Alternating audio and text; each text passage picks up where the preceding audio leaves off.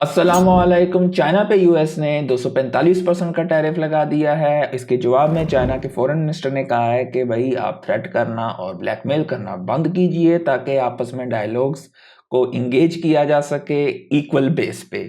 तो मार्केट में इसके अलावा भी काफ़ी ज़्यादा जो है पैनिक की सिचुएशन फ़िलहाल है। हांगकांग ने सस्पेंड कर दी है अपनी पोस्टल सर्विसेज ऑल किस्म के जो भी गुड्स वगैरह हैं यूएस में भेजने के लिए, और साथ ही साथ जो है बोइंग के ऑर्डर्स वगैरह भी इन्होंने जो है कुछ कैंसिल वगैरह के हवाले से जो है बातें चल रही हैं।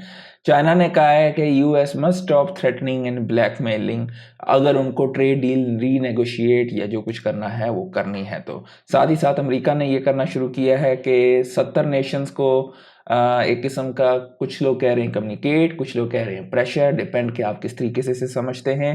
तो यहाँ पर क्लियरली किया हुआ है कि वो प्लान टू प्रेशर 70 नेशंस कि वो ब्लॉक करें चाइना की जो basically routing of the goods के मुख्तलिफ मुल्कों के ज़रिए रूटिंग करते हैं ताकि आप ट्रेड वगैरह इन चीज़ों को जो उन पे टैरिफ्स वगैरह हैं उनको कम किया जा सके। And stop Chinese firm from relocating there to dodge US tariffs. Basically US tariffs के लिए चाइना के बजाय वो दूसरे मुल्कों के ज़रिए डोज करने के इन चीज़ों को जो है रोका जाए। यूएस प्रेशर उन पर करना चाह रहा है।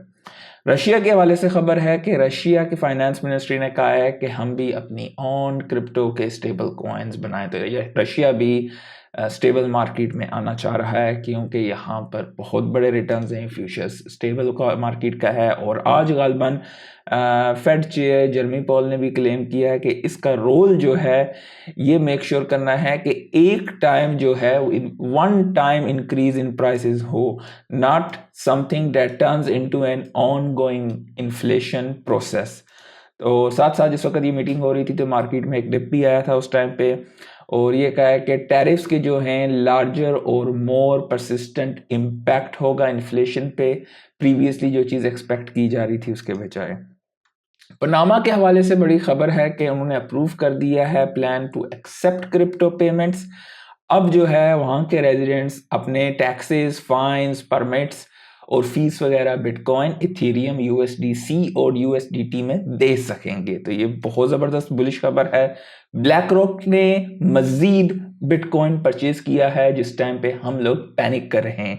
$13 मिलियन का बिटकॉइन आज परचेज किया है। पिछले 2 दिनों में गालबन $50 मिलियन का बिटकॉइन परचेज किया है। पिछले दिनों मैंने आपके साथ शेयर किया था रेडियम के हवाले से जो थे काफ़ी ज़्यादा, क्योंकि पंप डॉट फंड जो है पहले अपने कॉइन्स को जो है लॉन्च करती थी रेडियम पे। जब उनके शुरू में जो उनका बॉन्ड पीरियड होता था वो कंप्लीट होता था तो $70,000 $71,000 की जैसे ही उसकी जो है मार्केट कैप बनती थी उसके बाद वो शिफ्ट होता था रेडियम पे। तो उसको कम्बैट करने के लिए, वहाँ से प्रॉफिट को भी मज़ीद कमाने बेहतर करने के लिए उन्होंने अपनी पंप डेक स्टार्ट की थी। तो उसका असर पड़ा था रेडियम पे। तो रेडियम ने अनवील किया है अपना एक और प्लेटफॉर्म ताकि उसका जो है कंपटीशन किया जा सके लॉन्च लैब के नाम से। आप रेडियम की वेबसाइट पे जाएंगे तो आपको यहाँ पर ये चीज़ डायरेक्टली इस वक्त दिखाई देगी। अब ये 3,774 4,000 की मार्केट कैप, माइक्रो कैप्स जो हैं, ये चीज़ अभी रेडियम पे डायरेक्ट हो सकती है। तो ट्रंप जो हैं यूएस और जापान के टैरिफ की नेगोशिएशन आज होगी और वो कह रहे हैं कि वो खुद इसमें जो है personally he will attend the meeting, और देखते हैं कि कोई अच्छी खबर यहाँ से मिल सके, ऐसा डोनाल्ड ट्रंप का कहना है। फेड के चेयर जो जर्मी पॉल हैं वो कहते हैं कि क्रिप्टो जो है वो मोर मेन स्ट्रीम होगी। Legal framework for stable coin जो है एक अच्छी सोच है या अच्छा आइडिया है आप कह सकते हैं। और ये भी साथ साथ उन्होंने कहा है कि उनको ऐसा लगता है कि बैंक रूल्स जो हैं क्रिप्टो पे वो लूज़ होंगे मज़ीद, और यूएस का जो फेडरल डेप्ट है वो ऐसा नहीं है कि कोई अनसस्टेनेबल लेवल हो, यानी कि वो ये कह रहे हैं कि यूएस तगड़ा है अभी भी।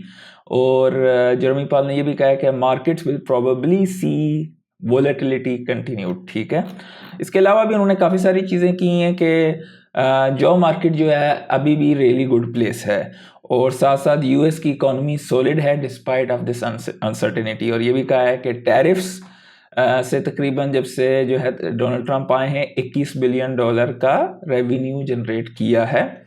तो काफ़ी सारी उन्होंने बातें की हैं। उसके अलावा सेनेटर माइक ली कहते हैं कि ऐसा किया जाए कि आईआरएस और फेडरल रिजर्व को अबॉलिश यानी कि ख़त्म कर दिया जाए। तो मार्केट में मुख्तलिफ किस्म की चीज़ें चल रही हैं इस वक्त। साथ साथ सेनेटर जो शॉली ने ये कहा है कि भाई एक इंट्रोड्यूस करते हैं बिल को कांग्रेस में जिससे कांग्रेस के जो बंदे हैं वो स्टॉक ट्रेडिंग जो है उनके लिए बैन हो जाए। और कैलिफोर्निया के गवर्नर न्यूसम ने कहा है कोर्ट के, मतलब उन्होंने कोर्ट से पूछ रहे हैं कि प्रेसिडेंट ट्रंप के जो इलीगल टैरिफ्स इन्हें ब्लॉक किया जाए। चाइना की जो स्ट्रॉन्ग जीडीपी थी उसका कह रहे हैं कि ग्रोथ जो है फेल होगी to stem calls for urgent stimulus. तो ज़्यादा चांसेस हैं कि आगे जो है टैरिफ्स की वजह से इसकी ग्रोथ पे असर पड़े। यूएस के टैरिफ्स के हवाले से जो है काफ़ी ज़्यादा मार्केट में जो है पैनिक है, लेकिन एक अच्छी खबर कोबैसी की तरफ से ये आई है कि यूएस का बजट डेफिसिट ड्रॉप हुआ है 76 billion year on year March में टू 166 बिलियन। ये लोवेस्ट है पिछले 5 सालों में। और this comes as a total government increase जो है 11% टू 368 बिलियन, जबकि उनकी स्पेंडिंग डिक्लाइन हुई है 7% और ये बनती है 528 बिलियन। तो ये एक सिग्निफिकेंट इम्प्रूवमेंट है। तो ये एक अच्छी चीज़ है, खुशाइन चीज़ है। एनवीडिया का स्टॉक आज भी गिरा है क्योंकि यूएस गवर्नमेंट ने बैन किया है, वो अब H20 जो चिप्स हैं एनवीडिया की, अब चाइना को इनडेफिनेट फ्यूचर के लिए बेच नहीं सकते।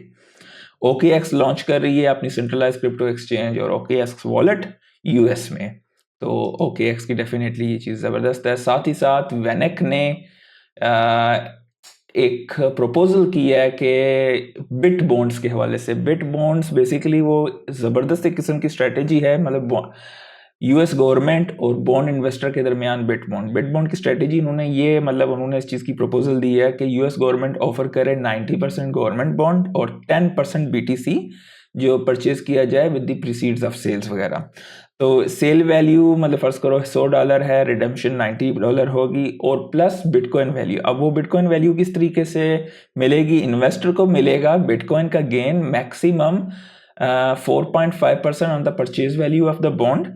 और उसके बाद जो अगर ज़्यादा आता है बिटकॉइन गेन एक्सीड्स, अगर उससे ज़्यादा एक्सीड होता है, to provide 4.5% to the investor, the government और बिट बॉन्ड इन्वेस्टर दोनों में स्प्लिट हो जाएगा उससे ऊपर का 50-50। तो एक अच्छा प्रपोजल है, लेट्स सी इसके वाले से क्या होता है। XRP की प्राइस काफ़ी तगड़ी है और ज़्यादा इसके जो है कह रहे हैं कि हाँ भाई नेक्स्ट ETF जो है SEC का अप्रूव प्रोडक्ट वगैरह मार्केट में आ सकता है, ये according to data from firm Kaiko. Metaplanet ने $10 मिलियन के मजीद जो हैं 0% पे बॉन्ड इशू किए हैं ताकि मजीद बिटकॉइन को एक्यूमुलेट किया जा सके। जो बिटकॉइन का रिजर्व बिल है वो फेल हो गया है, मतलब सेनेट जो रेवेन्यू और टैक्सेशन कमेटी के सामने, तो ओक्लाहोमा की। तो बेशक इसके हवाले से काफ़ी ज़्यादा पिछले अरसे में बुलिशनेस थी, तो ये एक अच्छी चीज़ नहीं है फ़िलहाल। बिटकॉइन माइनर जो हैं वो डंप करते जा रहे हैं बिटकॉइन को। उसकी वजह ये है कि एक किस्म की कैपिटुलेशन और उनको ओवर द वाटर, मतलब अपने अखराजात वगैरह पूरे करने के लिए फ़िलहाल जो है डंपिंग हो रही है। ये क्रिप्टो क्वांट की रिपोर्ट है। यहाँ पर एक डोरमेंट वॉलेट था 2 साल से, उसके पास 100 बिटकॉइन थे तकरीबन 8.33 मिलियन के, तो वो उन्होंने विड्रॉ किए हैं बाइनेंस से। अगर हम देखें तो रेडियम चढ़ा है, फॉटकॉइन कोर काफ़ी चढ़ा है आज के दिन, और फेयर एंड ग्रीड अभी भी हम फेयर पे हैं। और मार्केट कैप जो है टोटल 2.64 ट्रिलियन है और बिटकॉइन की डोमिनेंस 63.1% और इथेरियम की डोमिनेंस गिरती जा रही है 7.1% पे। कोर, रेडियम, फॉटकॉइन एज यूजुअल आज के दिन सबसे ज़्यादा चढ़े हैं। उम्मीद करता हूँ सीखने को मिला होगा। लाइक ज़रूर कर दीजिएगा, दोस्तों के साथ शेयर कीजिएगा। आज के लिए इतना ही। अल्लाह हाफिज़।